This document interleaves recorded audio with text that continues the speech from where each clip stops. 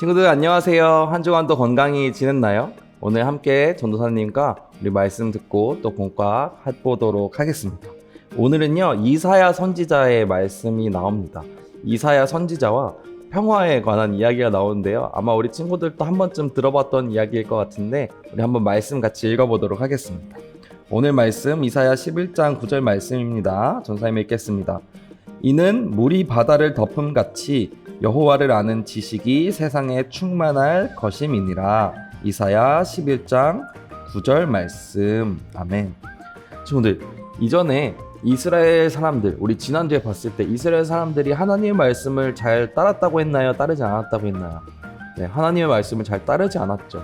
그럼에도 불구하고 호세아가 고멜을 사랑했던 것 같이 하나님께서 이스라엘을 끝까지 사랑한다고 하셨어요.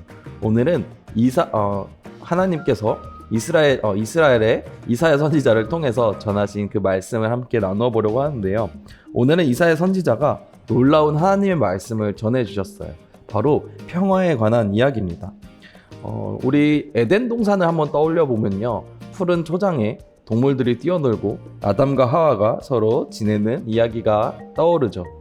이사야 선지자는요, 하나님께서 이 세상에 아주 큰 평화를 주실 거라고 이야기하는데요. 그럴 때 어떻게 되냐면요, 우리 사자와 양이 같이 서로 놀고 또 늑대와 양이 같이 서로 놀고 이렇게 초식 동물과 육식 동물이 같이 뛰어노는 이야기를 합니다.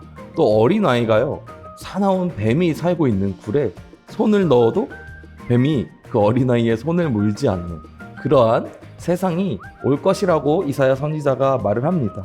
이 세상은요, 물이 바다를 가득 덮은 것처럼요, 이 세상에 평화가 가득 덮여 있는 그런 날이 온다고 합니다. 근데 이런 날은 어떻게 올 수 있을까요? 어떻게 하면 이런 날이 올 수 있을까요? 이사야 선지자는 이렇게 말해요. 물이 바다를 덮음같이 하나님을 아는 지식이 이 세상에 가득하다면 그런 날이 올 것이다 라고 말해요. 아마도 좀 상상하기 어려운 그런 나라죠. 하나님께서는 그러한 나라가 이 세상에 꼭 올 것이다, 이 땅에 꼭 올 것이다 라고 이사야 선지자를 통해서 말을 합니다. 그런데 이 평화 어떻게 하면 이루어질 수 있을까요? 우리가 열심히 노력한다고 이루어질 수 있을까요? 그래서 하나님께서는 이 땅에 한 사람을 보내십니다. 누구시죠? 맞아요, 바로 예수님을 보내주셨어요. 예수님께서 이 땅에 오셔서 하나님 나라를 선포하시고 또 하나님 나라에서 하나님 나라의 백성답게 살아가는 방법을 많은 사람들에게 알려주셨죠. 우리 친구들에게도 성경 말씀을 통해서 예수님께서는 하나님 나라의 백성답게 사는 방법을 우리에게 알려주고 계십니다. 이 평화로운 나라가 되기 위해서 우리는 그 하나님 나라의 백성과 같이 살 수 있어야 돼요. 오늘 공과를 통해서 어떻게 하면 하나님 나라의 백성답게 살 수 있을지 다짐해보는 시간이 되었으면 좋겠습니다. 오늘은 37과 공과입니다. 우리 37과 공과 준비해서 전도사님과 함께 공과 시작해 보도록 하겠습니다. 네, 37과 공과 시작해 보겠습니다. 37과 제목은 어떻게 평화가 이루어지나요? 입니다. 우리 달달 말씀 한번 다시 읽어볼게요. 이는 물이 바다를 덮음같이 여호와를 아는 지식이 세상에 충만할 것임이니라. 이사야 11장 9절 말씀입니다. 우리 밑에 마음톡 한번 볼게요.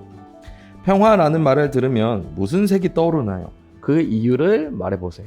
친구들, 평화라고 하면 어떤 색깔이 떠오르나요? 보통 평화하면은 하얀색을 많이 떠올리는 것 같아요. 하얀색 비둘기가 평화의 상징이기도 하잖아요, 그렇죠?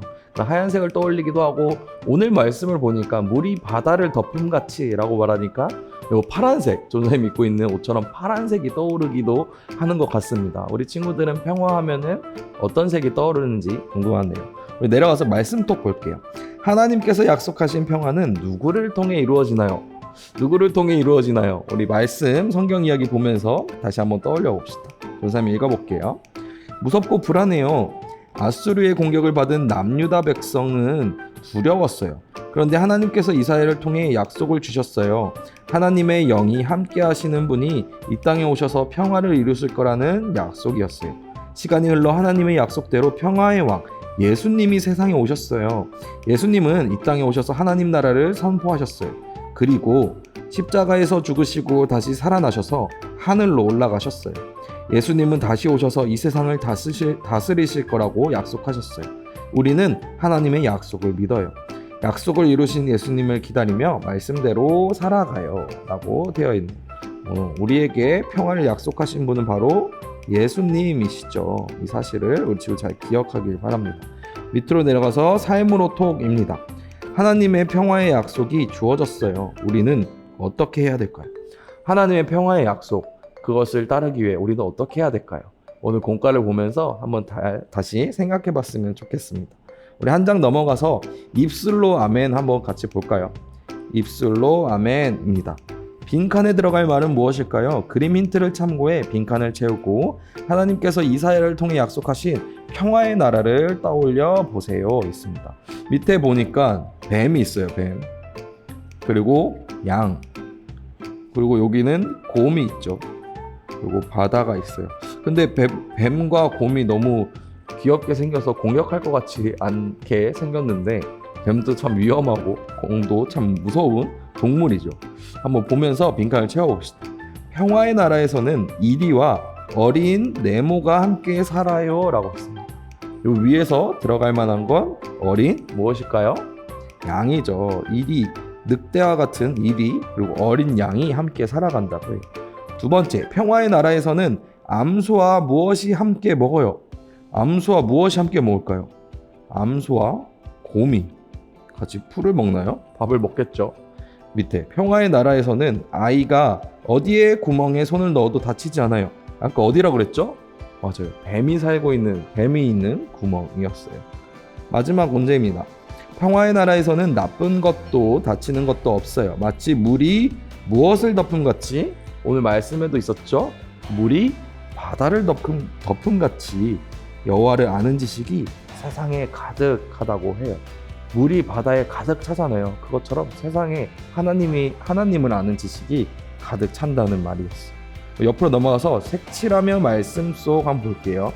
하나님의 평화의 약속을 이루시는 분은 누구인가요? 아래 칸에서 평, 화, 글씨만 찾아 색칠하여 그 답을 찾아보세요 라고 되어 있네요.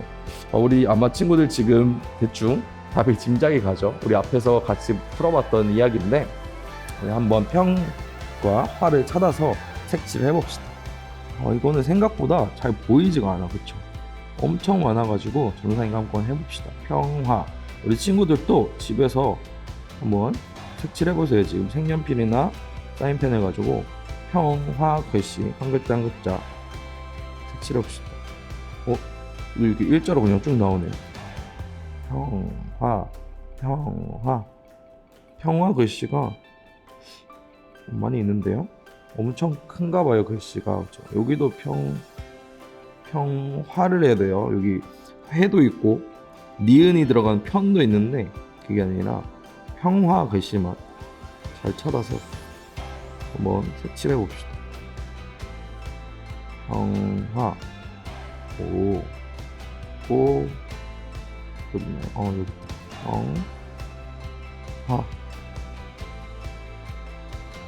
평화 글씨를 찾아서 색칠하면 지금 글씨가 뭔가 하나씩 나오고 있는 것 같아요. 그쵸?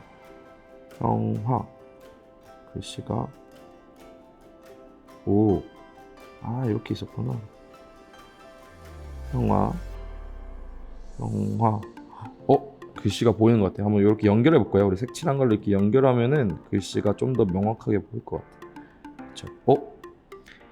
첫 번째 글자는 예였어요. 두 번째 글자는 예수. 맞아요. 평화의 약속을 이루시는 바로 예수님이셨죠. 여기다가 답을 예수 이렇게 한번 써봅시다. 좋습니다. 우리 내려가서 머리의 속을 한번 볼게요. 오늘 말씀을 통해 하나님의 평화의 약속을 알게 되었죠. 그렇다면 그 약속은 어떻게 이루어질까요? 성경 이야기를 한번 더 읽어보고 아래 그림의 순서를 적어봅시다.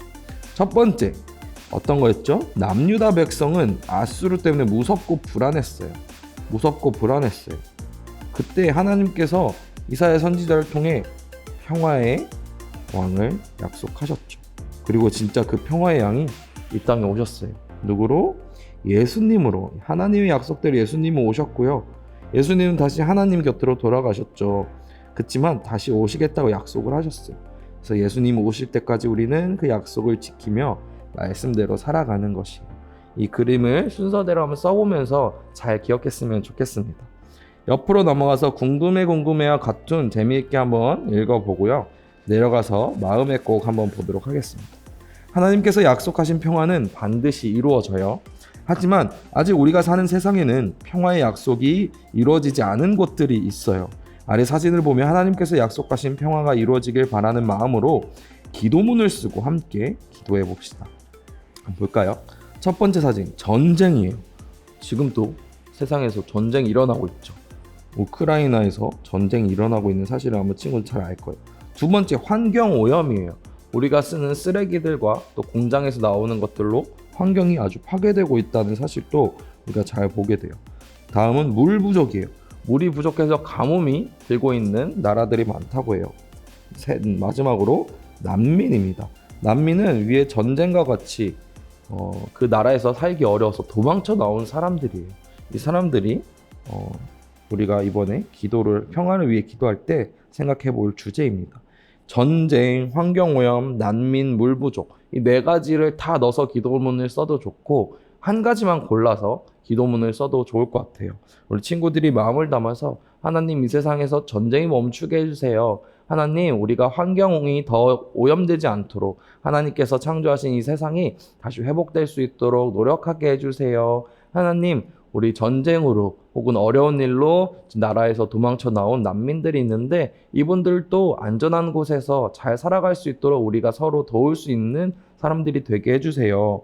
또한 물이 부족한 나라들이 있는데 하루빨리 그 가뭄이 해결되고 그 사람들도 잘 살아갈 수 있도록 우리가 관심 가지고 기도할 수 있도록, 또 하나님, 이 세상을 회복시켜 주세요 라고 이렇게 한번 기도문을 작성해 보고 마음을 담아 기도해 봤으면 좋겠습니다. 네, 친구들, 이렇게 해서 공과를 마쳤는데요. 오늘 평화에 대한 이야기를 함께 나누었습니다. 하나님을 아는 지식이 가득해지고 그 물이 바다를 덮음같이 이 세상에도 평화가 가득한 날에 우리가 희망하고 소망하며 함께 오늘 마지막에 봤던 그 기도문을 적고 같이 기도할 수 있는 우리 친구들이 되었으면 좋겠습니다. 한 주간 또 건강히 지내고 우리 다음 주에 또 만나도록 하겠습니다. 친구들, 안녕!